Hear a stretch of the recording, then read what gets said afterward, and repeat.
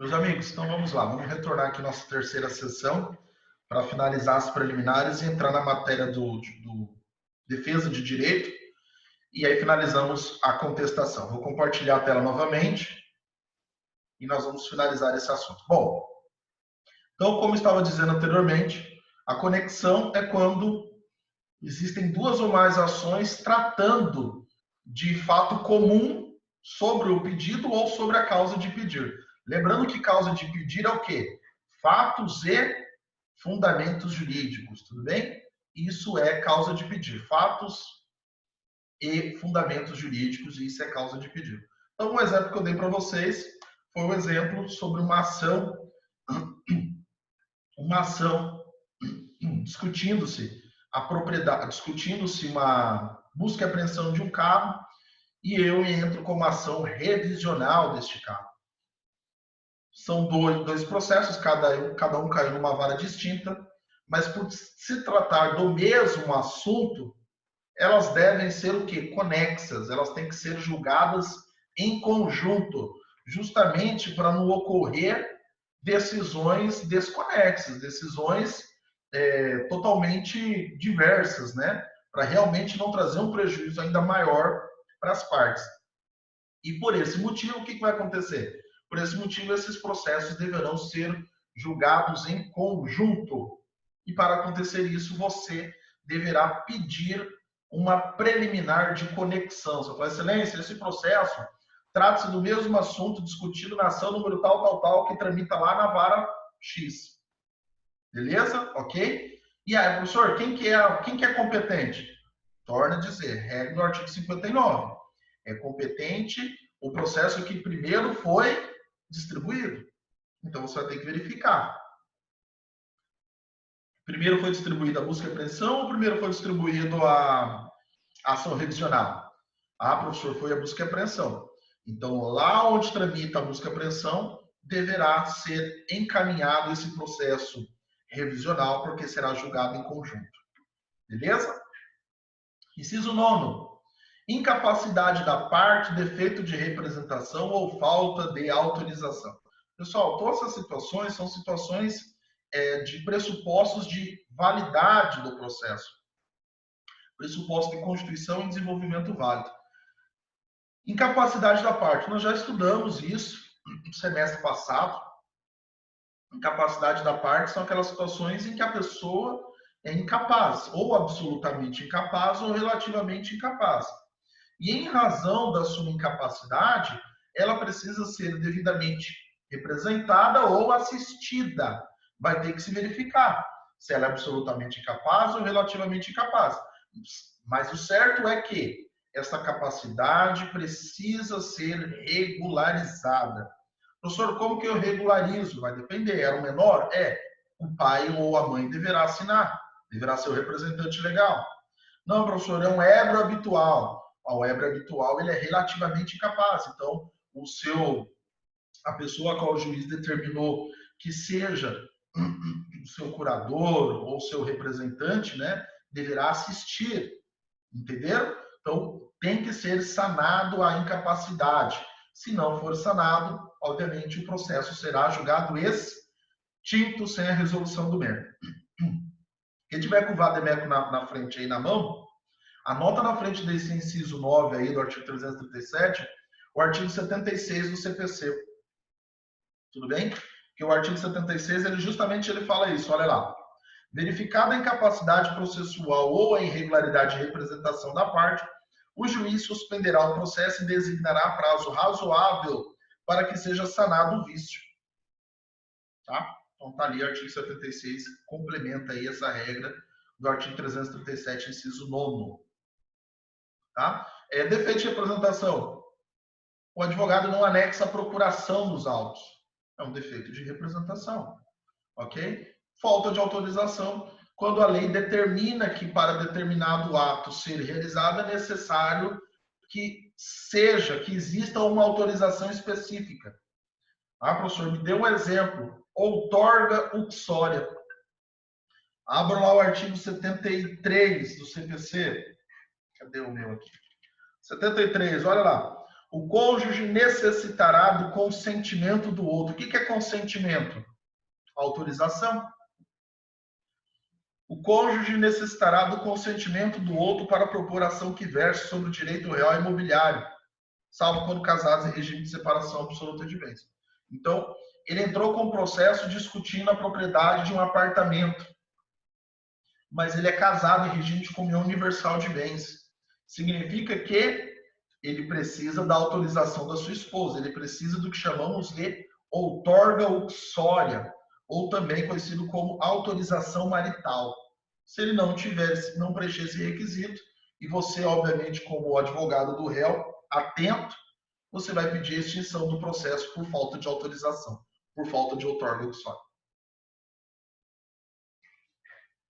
Beleza? Tranquilos? Prosseguindo. Inciso 10. Prevê a possibilidade da existência de convenção de arbitragem. Pessoal, então, artigo 337, você vai alegar ainda como preliminar a existência de convenção de arbitragem. Pessoal, a convenção de arbitragem, vamos ver se está escrito aqui no VAD. Deve estar, né? Sempre está.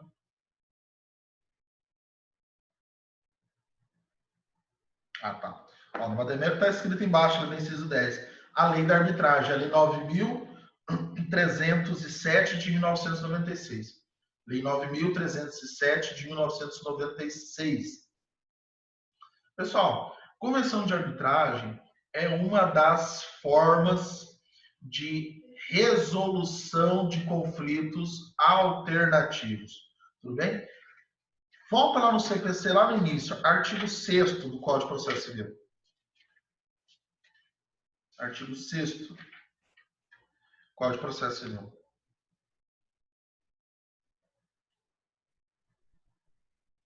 Então, olha, todos os sujeitos devem cooperar entre si para que se obtenha em tempo razoável decisão de mérito justa e efetiva. Então, a ideia é que todos devem cooperar para que o processo realmente tenha uma decisão rápida, célere e de forma justa justa e efetiva para todos. Artigo 3º, parágrafo 3º. Artigo 3º, parágrafo 3º. Olha lá. A conciliação, a mediação e outros métodos de solução consensual de conflitos deverão ser estimulados por juízes, advogados, defensores e membros do Ministério Público, inclusive no curso do processo judicial. Então, o que acontece? Olha o que o parágrafo 1º fala, artigo 3º, parágrafo 1º. É permitida a arbitragem na forma da lei. Então, o que acontece, pessoal? O judiciário, sabendo do grande acúmulo de processos, sabendo da sua inoperância para o tamanho volume de demandas, ele incentiva as partes a buscarem soluções alternativas de conflitos. Então, nós temos como situações de solução alternativa a mediação, a arbitragem. Existem alguns elementos novos hoje já criados pela doutrina. Um deles se chama Dispute Board. Depois, se quiser pesquisar, Dispute Board. Esses dias, aproveitando essa quarentena aí, acabei fazendo alguns cursos online. E um deles era esse. Eu vou escrever aqui para vocês saberem como é que escreve. Ó. Dispute Board. Depois vocês pesquisam isso. Dispute Board. Vale a pena pesquisar, tá? É uma matéria nova aí dentro do cenário nacional, em que se cria uma comissão para julgar conflitos internos, não necessitando que esta discussão, este conflito de um determinado contrato, seja encaminhado para o judiciário. Até porque nós sabemos, pessoal, que o judiciário nada anda, sabe? Eu falo até para os clientes aqui do escritório. Só leva para o judiciário em última hipótese. Realmente aquela que não tem uma solução, não tem um acordo, não tem uma negociação. Por quê, pessoal? Nós sabemos que o judiciário, como eu disse a vocês, e muitas vezes ele é inoperante, em razão do grande volume de processos. E aí o judiciário acaba se tornando moroso. Uma morosidade monstra, né? como eu disse a vocês, a média de duração do processo no Brasil é até 8 anos. Em 8 anos, para você resolver um problema que muitas vezes, né, com esses métodos de conflito, você resolve em menos de 6 meses. Tá? E a convenção de arbitragem é uma dessas formas de solução alternativa de conflito. Por quê? Vamos imaginar que eu vendo uma casa para a doutora Daniela. E eu, como construtor, sou responsável por essa propriedade por 5 anos, por essa construção. Né? A regra lá do Código Civil. E nós estabelecemos no nosso contrato que, caso exista algum conflito, que exista alguma controvérsia sobre o contrato, quem vai solucionar será um árbitro e não um juiz. Ocorrendo qualquer conflito envolvendo nós, eu e a Daniela, e essa construção, nós vamos acionar esse árbitro para que o árbitro solucione o caso. Então, vamos imaginar que nós nomeamos o Dr. Paulo Antunes para resolver o conflito. O Paulo vai lá na construção, vai contratar um perito, vai fazer uma análise e vai dar um parecer. Com base nesse parecer do Paulo, nessa resposta do Paulo, eu e a Daniela vamos ter que cumprir.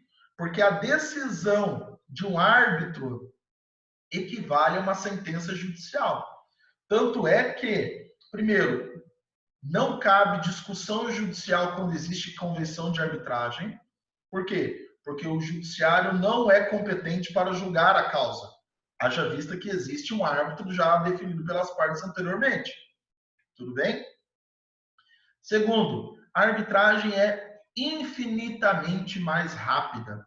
E eu e a Daniela podemos estabelecer quais são as regras procedimentais para o julgamento. Quais são os elementos, quais são os critérios que o Paulo tem que utilizar para julgar esse caso. Ou seja, nós vamos estabelecer como que a justiça deverá ser realizada. Ah, professor, mas tem justiça aí? Tem, justiça privada. É uma jurisdição privada. Existe uma decisão. Inclusive, nós vamos estabelecer se terá recurso ou não. Na maioria das vezes não tem recurso. Ah, professor, mas e o princípio do duplo grau de jurisdição? Legal, ele existe lá na justiça. Aqui não é justiça, não é justiça pública.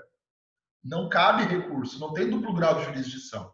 A não ser que eu e a Daniela criemos as regras procedimentais e estabelecemos a possibilidade de um recurso. Mas em via de regra, não. Tá? Então, a arbitragem é muito legal. Tá? O problema da arbitragem, sabe qual é o grande problema da arbitragem? O custo. O custo da arbitragem, pessoal, é caríssimo. Quer ver? Eu vou abrir para vocês aqui. Vou abrir para vocês aqui no meu computador. Se ele deixar eu abrir. Parece que não quer deixar. Ah, ele deixou agora.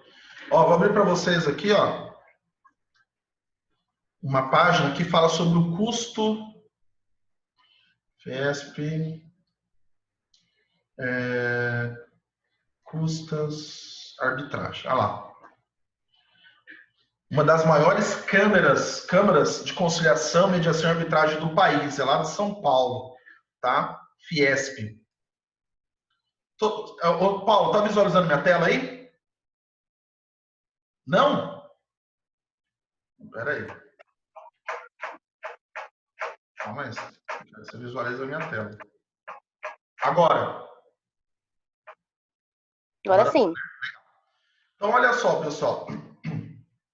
A Fiesp, tá? Ela é de São Paulo, é uma Câmara de Conciliação, Mediação e Arbitragem de São Paulo. Então, ele tem aqui, ó, só para vocês terem uma ideia, ó, tabela de custos e honorários dos árbitros. Então, olha aqui, primeiro, nós temos a taxa de registro, que será, olha lá, valor mínimo R$13.000, valor máximo R$5.000. Então, essa é a taxa para iniciar o procedimento. Nós vamos ter a taxa de administração. Como é que vai ser essa taxa de administração? Vai depender do valor da causa. Olha lá, se for até 30 milhões, o mínimo será 10 mil e o máximo será 120 mil reais. Como é que vai verificar isso? Ó, com base nesse escalonado aqui, ó, nessa tabela criada. Não acabou ainda, tem mais custo. Então, ó, taxa de registro, taxa de administração, honorários do árbitro.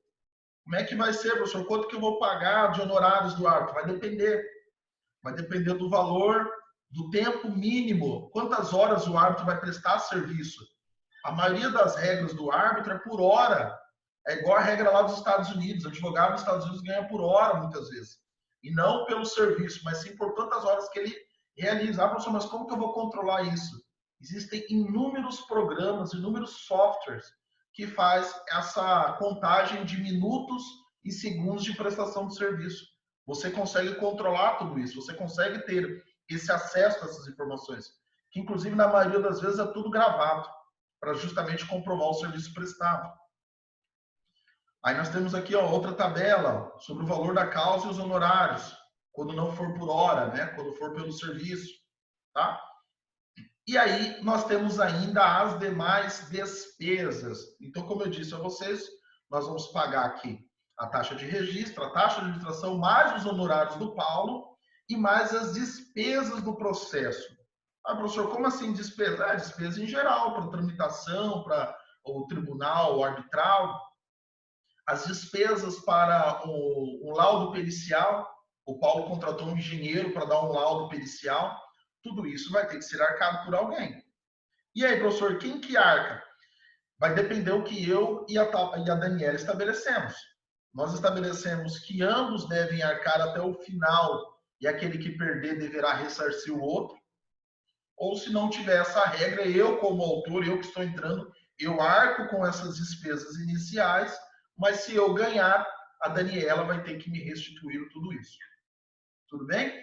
Então, o problema, o X da questão da arbitragem é isso. Ó. O custo dela não é barato. Não é um custo barato. Então, na maioria das vezes, o pessoal somente estabelece a arbitragem em contratos volumosos, em contratos de alto valor. Tá? Só para vocês terem uma ideia, pessoal, a arbitragem é muito utilizado nos grandes centros. São Paulo, Rio Grande do Sul, Rio de Janeiro, por grandes empresas. Por quê? Primeiro, eles saem do judiciário, que o judiciário, volta a dizer, você só entra no judiciário se não tiver saída mesmo. Tá? Por quê? Porque é muito lento, é demorado, você tem que ficar suplicando para juiz, tem que ficar suplicando para servidor, você tem que ficar suplicando até para estagiário juntar a sua minuta no processo. Tá? Então, se você puder fugir do judiciário, né, fuja. E o empresário, obviamente, como inteligentes que são, eles viram isso. Olha, não adianta nós levar para o judiciário e cair na mão de um doido, lá só Deus sabe a decisão que vai vir. Então, em vez de fazer isso, vamos estabelecer a arbitragem em relações de valores agregados monstro. Imagine vocês aí, o metrô de São Paulo contratando uma construtora para resolver conflitos. Primeiro, uma obra de no mínimo 5, 6, 8 anos de serviço. E se dá um problema no meio do contrato, como é que eu faço? Até entrar judicial, até o juiz dar a decisão, até... Meu Deus do céu, travou. Então, em vez de fazer isso, eles estabelecem a arbitragem. Se der algum conflito, em menos de 2, 3 meses já tem a decisão. Estão entendendo? A vantagem é infinitamente superior. E esse dispute board que eu escrevi para vocês ali, que é uma modalidade nova, é um comitê criado para trabalhar dentro de uma das empresas contratantes ou contratado, para justamente não deixar que esse conflito seja gerado. É uma equipe de expert sobre um determinado assunto que toda hora que surgir um conflito ele vai dar um parecer. E aí, com base nesse parecer, o contratante e o contratado vai tomar a decisão. Tá? Então, é bem legal mesmo. Tá? Obviamente que, no caso da arbitragem, a decisão é unilateral. Né? O árbitro decidiu, ponto, acabou. Na comissão, não. A comissão, se a empresa quiser acatar a decisão, ela pode. Se ela não quiser, ela pode também. Tá? Não é obrigatório. E aí pode ir para a arbitragem ou pode ir também para o judiciário. Mas é muito legal porque é uma ferramenta nova aí de solução de conflitos. Beleza? Tranquilos? Deixa eu ver se eu volto aqui para o slide. Voltou. Então, isso é convenção de arbitragem. Se as partes estabeleceram a convenção de arbitragem como mecanismo de solução de conflito, meu amigo, juiz não poderá conhecer do processo. Inclusive, esse inciso 10 teve vários embates jurídicos sobre isso, chegando até o STF, tá? E o STF já pacificou o entendimento que, se existe convenção de arbitragem, o juiz não tem competência para julgar o processo e não há que se falar em violação ao princípio da inafastabilidade jurisdicional prevista no artigo 5º, inciso 35 da CF. Então, olha só, o próprio STF, que é o órgão responsável para proteger e blindar os interesses da Constituição, estabeleceu que, se existe cláusula de arbitragem, não há que se falar em violação ao princípio da inafastabilidade jurisdicional. Por quê? Porque as partes assim definiram. Beleza? Tranquilos? Vamos prosseguir. Inciso 11. Ausência de legitimidade ou falta de interesse processual. Pessoal, já estudamos, né? Quando a parte for ilegítima, né, ordinariamente ou extraordinariamente, ou quando não houver os requisitos do interesse de agir, necessidade e adequação, o processo deverá ser julgado extinto por falta das condições da ação. Tudo bem? Então, isso você deverá argumentar dentro das preliminares. Penúltimo, 12, falta de caução. Pessoal, algumas regras dentro do Código de Processo Civil estabelecem que, para você ter o seu direito resguardado pelo magistrado, você precisa prestar uma caução. O que é uma caução? Você precisa deixar algum bem como garantia, caso você esteja mentindo ou caso você perca o processo. Este bem ele vai ser utilizado para indenizar a parte contrária. Então vamos imaginar, vendi um carro para o Marcelo não me pagou. E eu quero entrar com uma ação de arresto ou de sequestro desse carro. Eu quero pegar esse carro de volta. Tudo bem? Eu vou entrar com uma ação cautelar.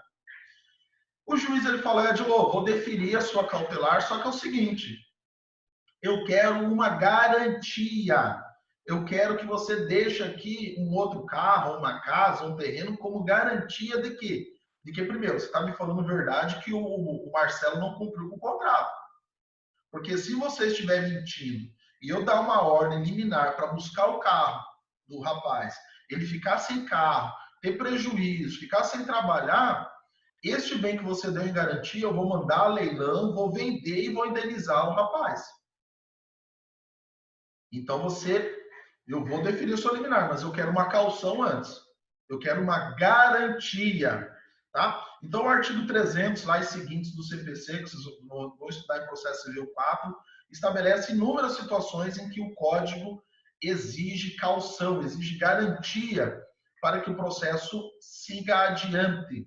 Tudo bem? Professor, e se o réu não deu a garantia aí? E aí? O réu não, se o autor não deu a garantia, e aí? E aí, como você é advogado do réu, você vai informar que ele não preencheu os requisitos estabelecidos pela lei e você quer o quê? A extinção do processo por falta de pressuposto processual. Beleza? E por fim, o último, do 13, você vai realizar a impugnação sobre a indevida concessão do benefício da justiça gratuita. Pessoal, o juiz, o autor pediu justiça gratuita, o juiz deferiu a justiça gratuita, mas você sabe que o autor tem condições financeiras de arcar com aquelas despesas. Ele está mentindo no processo. E você tem como provar. Você tem como provar que ele tem condição financeira e muita de realizar esse pagamento. Inclusive, pessoal, hoje uma prova processual é print de Facebook, Instagram. Porque tem muita gente realizando ostentações nas mídias sociais e esquece que essa ostentação pode ser utilizada como prova judicial. Tudo bem? Então o cara fala, não tem como pagar as custas, sou pobre, nos termos da lei, Você pega lá o Instagram do cara, viaja para a Europa, viaja para os Estados Unidos, motocross, jet ski, ouro, bebidas, enfim, ostentação. Ostentação nível hard.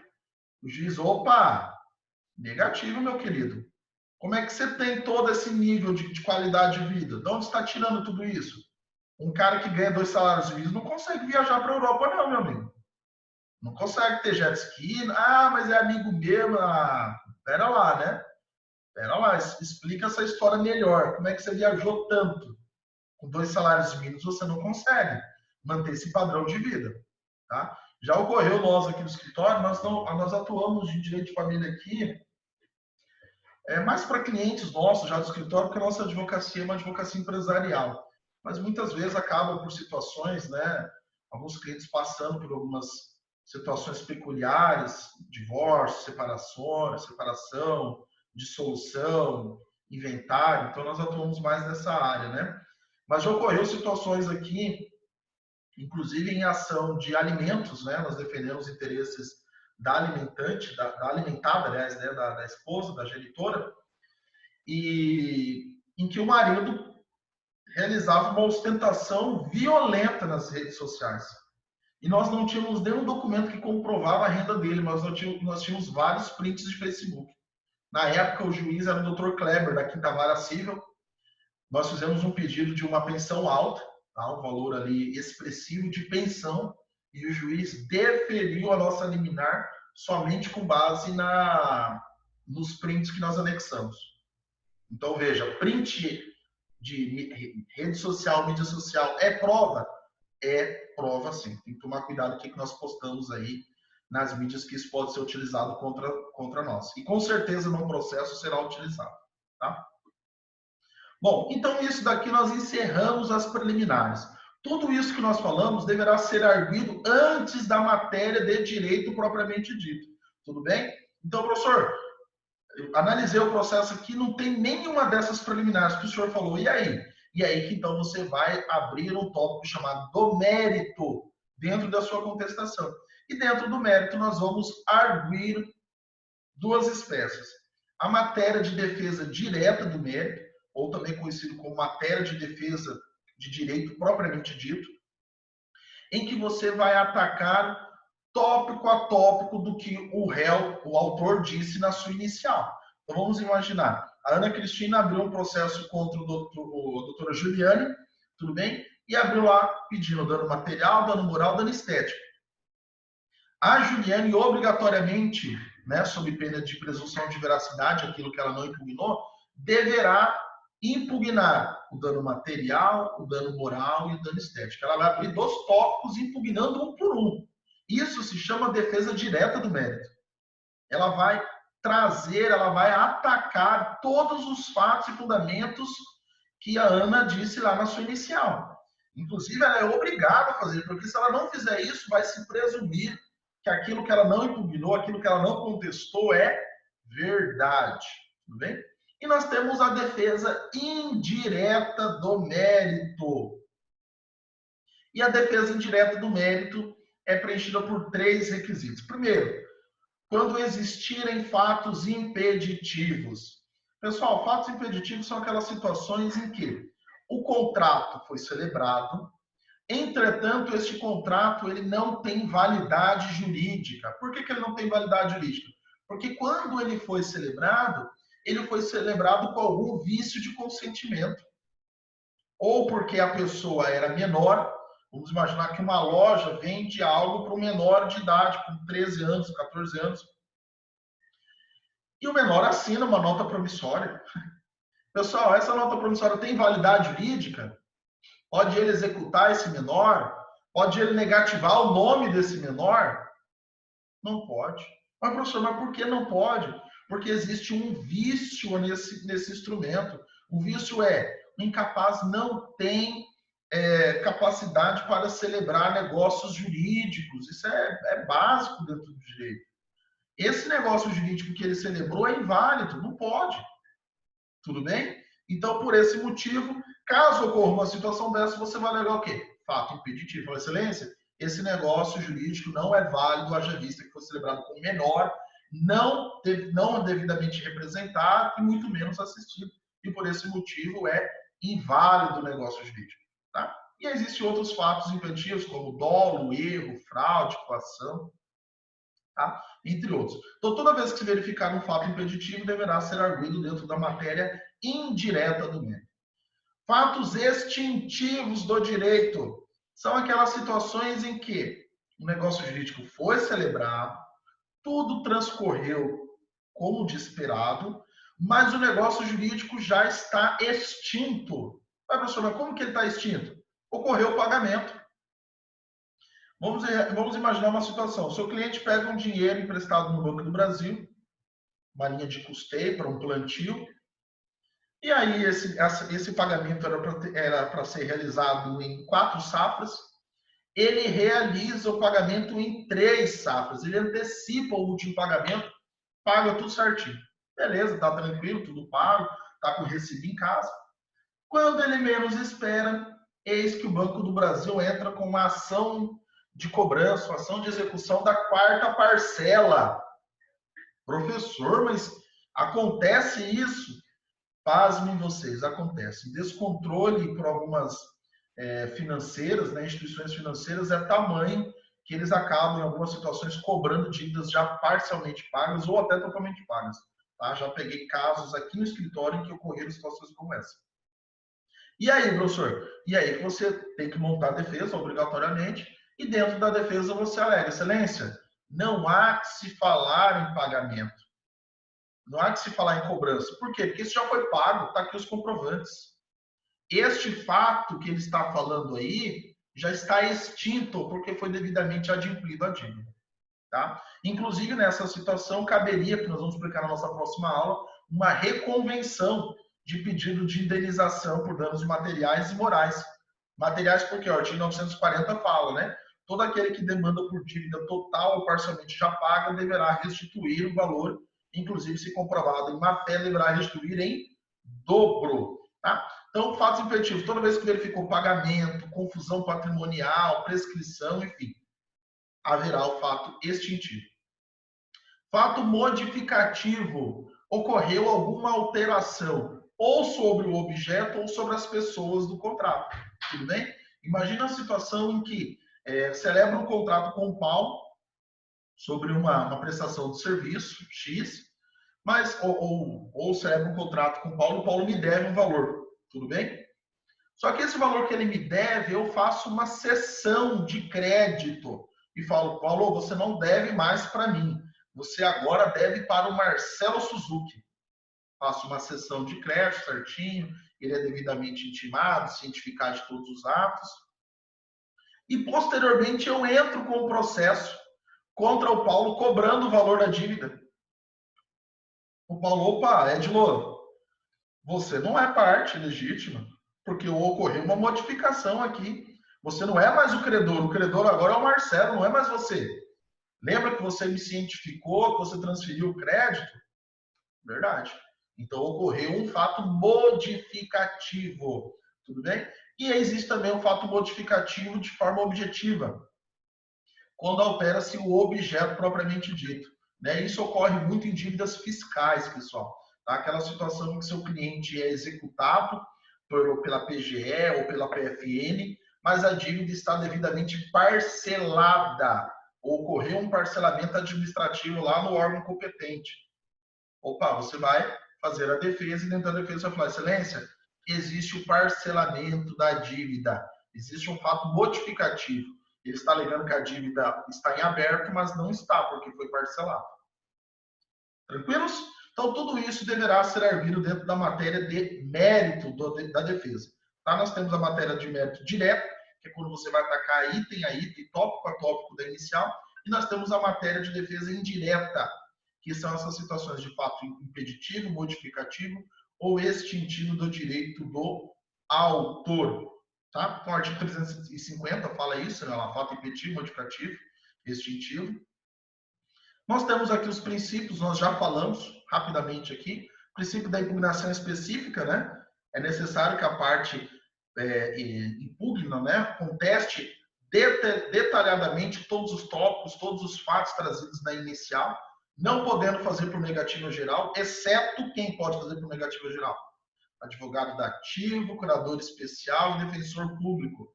que está descrito lá no parágrafo único do artigo 341, que é a exceção, a única exceção são esses aí. No mais, você tem que impugnar item a item sob pena de presunção de veracidade.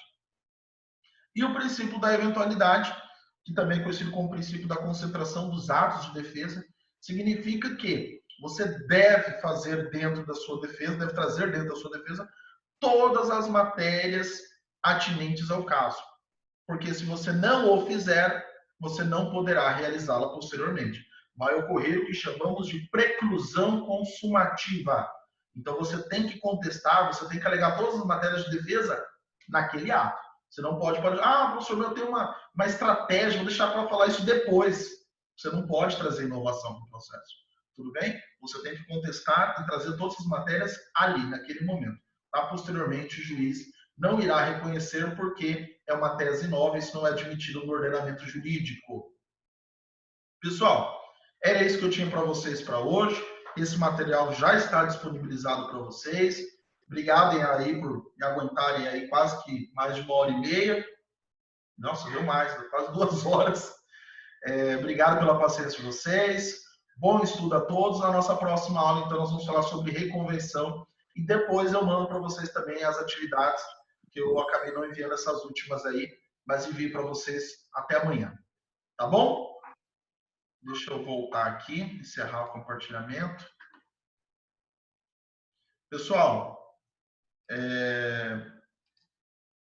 deixa eu ativar o som de vocês. Ativar. Sobre a matéria que nós acabamos de falar, alguém tem alguma dúvida? Quer fazer alguma pergunta? Não? Tranquilo? Paulo, Marcelo, Daniela? Tranquilo, professor. Tranquilo aqui. Espera aí, só um minutinho. Deixa eu abrir meu áudio aqui. Aí. Alguma dúvida? Não? Não, professor. Não, foi bem esclarecedor. Que legal. Fico feliz, doutora. Então, pessoal, fiquem com Deus. Uma ótima semana a todos. Semana abençoada. E contem comigo, viu? Grande abraço. Obrigada. Obrigada. Tchau. Obrigado.